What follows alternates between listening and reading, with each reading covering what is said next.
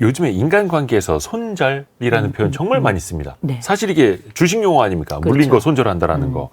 왜 이렇게까지 인간관계에 대해서 손절이라는 표현을 많이 쓰게 될까요? 진짜 손절을 그렇게 많이 하는 걸까요? 안 보고 싶으니까요.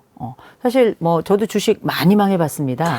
많이 망해봤는데 말 그대로 어떤 손해가 나면 당연히 우리가 어떤 그 관계와의 절연, 인연을 끊게 되는 게 그 자본의 속성이잖아요. 네. 근데 가만 생각해 보면 요즘의 세월은 어쩌면 인간도 다 자본인지라 그 자본이 나에게 유용한 자본인가, 그래서 플러스 자본인가 마이너스 자본인가를 판단을 해가지고 나에게 플러스 자본이면은 공들이거나 이어가고 마이너스 자본인 경우에는 우리가 최근 손절이란 단어로 많이 얘기가 되는데 예. 그 손절이란 단어하고 함께 나오는 중요한 인물, 또 다시 21세기 각광받는 부활하신 분이 바로 그 쇼펜하우어이시죠. 네, 네. 이 손 교수님이 근데 쇼 교수님. 팬이니까 쇼 교수님. 쇼 교수님 좀 이상하잖아요. 저는 그래서 손 교수님, 손절의 대가라 그래서 손 교수님이라고 네. 부르는데 이게 손 교수님께서 이제 말씀하시는 게 뭐냐면 제가 이분 책은 뭐 다 읽었거든요. 네. 다 읽었는데 그 책을 읽으면서 느낀 건 이분 대단하신 분이에요. 결국 얘기 안에는 야, 너 사랑 부질없고 그리고 사람 소용없다. 네 삶에서 네 인생 자체에 충실하는 게 굉장히 중요하다. 이런 얘기들이 핵심 주제로 네. 나타나는데 근데 그 이야기가 저는 맞다고 생각하고 글도 너무 대단하시고요. 논리력도 그렇고. 근데 그때 그분이 했던 그 이야기는 그때는 맞았어요. 예. 그러나 지금은 저는 맞지 않다고 생각합니다. 왜냐하면 그때 이제 쇼펜하우어 교수님께서 생존해 계실 때 우리 평균 수명이 60이 안 됐었어요. 근데 지금은 환갑잔치도 안 하잖아요. 그쵸. 요새 환갑잔치 하잖아요. 그러면 어르신들이 그런 송곳 데잖아요. 선생. 야, 요즘은 애들도 잔치하냐 뭐 이러신대잖아요.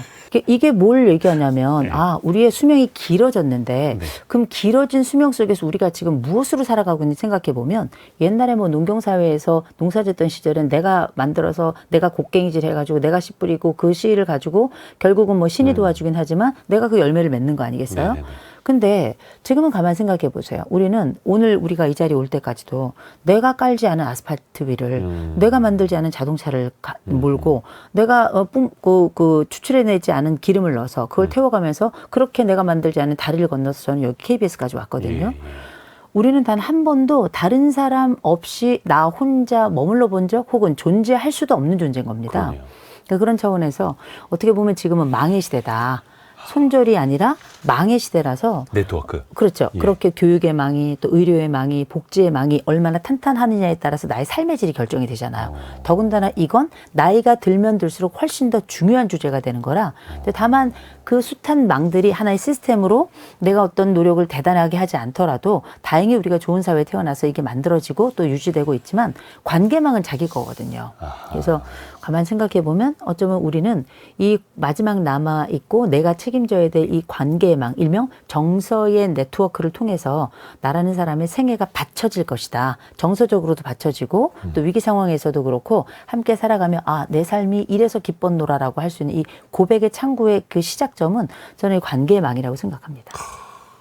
그렇죠. 사실 손절만 하다 보면 혼자밖에 안 남는데 이 세상에서 혼자 살아갈 수 있는 게 아니니까. 그렇죠. 아니 생각해 보세요. 지금 한 50 넘은 분들은 우리 성공예감의 그 청취자 여러분들도 연령대가 뭐 10대는 그렇게 많지 않잖아요. 주로 이제 연령대가 점점 중장년층이 올라갈수록 많으시잖아요. 지금 내 주변에 뭐 손절한다 하시는 분들 계실 수 있지만 손절할 것도 없어요. 남은 게 한 줌이에요. 생각해 보세요. 다 아프다. 또 돌아가신 분들도 계세요. 그런 거 보자면 어쩌면 우리는 점점 위축된 관계에 망을 갖게 되고 또 이 관계 망 속에서 우리가 또 얼마나 배신 많이 당하고 또 상처와 아픔으로 우리에게 그 채찍 자국과 그 파인 흔적이 아직도 우리에게는 흔적으로 남아 있잖아요. 그런 걸 생각해 보면 사람 관계가 더 두려워지거나 혹은 또 괜찮은 관계였던 사람들도 나이 들어가면서 자기 이야기 다 빼고 주변에 대한 자랑하거나 이간질하거나 지적질하거나 이런 요소들이 이제 점점 커지면서 이런 건 난 인생 짧은데 더 이상 받아들이지 않겠어 하면서 관계 자체에 대해서 굉장히 회의적인 분들도 많이 늘어나는 것 같아요. 그래서 제가 뭐 유튜브도 그렇고 강연할 때 관계가 굉장히 중요합니다. 이렇게 말씀을 드리면 댓글에 첫 번째가 다 소용없다, 혼자가 편하다, 이런 글들이 되게 많으시거든요. 그렇죠. 근데 사실 손절은 쉽죠. 어떻게 보면. 그런데 그 관계를 잘 가꿔 나가야 하는데 그 관계를 잘 가꿔 나가는 과정이 또 어렵기 때문에 우리는 또 이렇게 책을 읽고 또 배워야 하는 거고요. 다른 사람의 관계보다 나와의 관계가 훨씬 더 중요하다. 그래서 나와의 관계부터 재설정하는 게 중요하다고 하시는데 재설정이라는 건 뭡니까? 나와의 관계를 재설정한다는 건? 우리가 이제 나이 들어갈 때 우리의 첫 번째 그 하나의 세팅은 누가 해주냐면 부모님이 해주세요. 생에 딱 태어났을 때, 아, 너라는 아이는 이렇게 옷을 입고, 이렇게 밥을 먹고, 이 시간에 자고, 이런 많은 것들. 어머니가 젖먹여주는 시간이 우리가 밥 먹는 시간 아니에요. 네, 그러네요. 그래서 이런 어렸을 때의 많은 것들은 부모님이 세팅을 해주시는데 생각해보면 우리 부모님이 정말 깔끔하고 또 사랑스럽고 우리를 전심으로 헌신해 주시고 이런 분으로 우리가 부모를 만나면 그건 정말 복받은 일이라고 생각해요. 왜냐하면 부모를 우리가 선택할 수는 없으니까. 네. 근데 이제 하필 태어났는데 부모가 막 개떡 같고 형편없고 나에게는 정말 서슴지 않게 내 인생을 포기하라는 듯이 얘기하고 정말 해야 될 기본적인 부양도 해주지 않으면서 너는 내가 실수로 난 아이다. 그리고 너는 네가 태어나서 내 인생이 망했다. 이렇게 말씀하는 부모를 우리가 만날 수도 있는 거예요. 그거는 정말 그런 부모가 없다고 생각하시는구나. TV에 나오는 약간 좀 극단적인 사례. 아니요, 극단적이지 않습니다. 우리 삶 꽤 속에서 그럼요. 부모가 나를 사랑하지 않는다라고 느끼는 네. 이런 사무치는 감정을 경험하는 분들 굉장히 많습니다. 그런데 이제 흥미로운 건 이런 세팅이 어렸을 때 이렇게 가지만 남은 생에도 영향을 미치죠. 우리가 이걸 이제 대상관계라고도 하고요. 네. 마치 우리가 나비 효과처럼 여기 북경에서의 나비의 그 날개짓이 지구 반대편에서는 태풍을 일으킨다는 거 아니겠습니까? 네. 우리가 그 생애 초기에 발생했던 그 관계가 나중에 성인기 늙어서 허리가 꼬부라질 때까지 영향을 미친다는 건데 생각해 보면 그게 정말 옳은 말이고 맞는 말인가? 일부는 맞고 일부는 틀리다. 왜냐하면 대부분의 사람들이 자기 생에 어렸을 때 자기가 어쩌지 못하는 주어진 세팅으로 살아가면서 겪게 되고 또 영향을 받는 것은 전생애를 통틀어서 봤을 때 한 30%밖에 안 됩니다. 뭐 누군가는 운칠기삼, 운구일기 이런 얘기 하지만 우리는 내가 집 밖을 딱 나서면서부터 다른 사람들의 영향을 받고 또 다른 교육기관에 가서 교육을 통해서 교육으로 또 새롭게 되고 또 다른 관계들과 또 다른 조직들에 들어가면서 나라는 사람이 계속 재구성되는 거거든요. 네. 뭐 우리가 DNA 염색체 이런 것들도 내가 A라고 하는 사람으로 태어났을지 모르겠지만 죽을 때는 A로 안 죽잖아요. A 다시로 죽잖아요. 끊임없이 새로운 사람으로 리뉴 되면서 반복적으로 이제 몸에 대한 세포도 달라지고 생각도 달라지고 만나는 사람들과 또 내가 처하는 그 상황과 공간도 다 달라지면서 새로운 사람이 되는 거잖아요. 재규정되는 것처럼.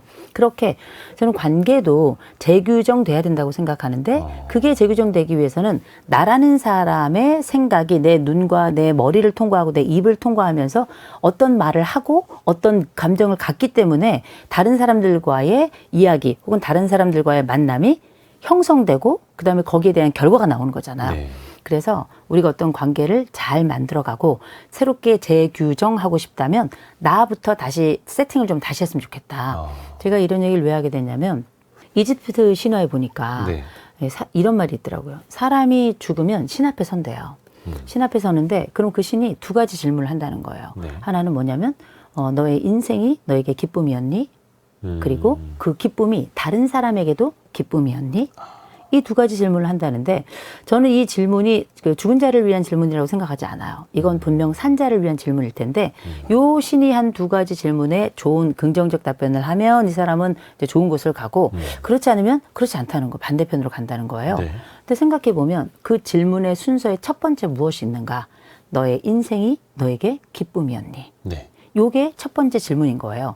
과연 우리는 내 삶에서 나 자신을 만끽하는가? 나라는 사람이 가지고 있는 나에 대한 감정이 긍정적이고 나를 예뻐해주고 꽃처럼 가꾸고 하는 그런 사람인가?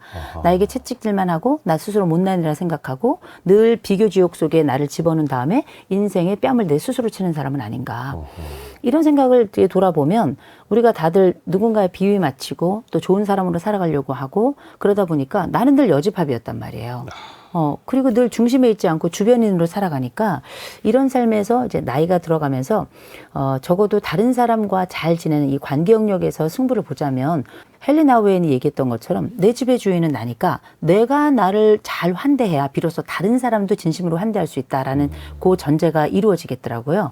그래서 진짜 우리가 좋은 관계를 형성하고 나이 들어서 나만의 세상 속에서 행복하고 의미 있는 관계를 창출해내기 위해서는 내 자신과의 첫 번째 관계를 재설정하는 것, 좋게 설정하는 것이 먼저다라고 말씀드린 거죠. 나에게 나는 좋은 사람인가? 나는 나를 만족시키고 있는가? 나는 나를 행복해 하게 하는 사람인가를 또 생각해 봐야겠네요. 항상 누군가에게 잘해줘야지가 아니라 나부터 그렇죠. 나에게.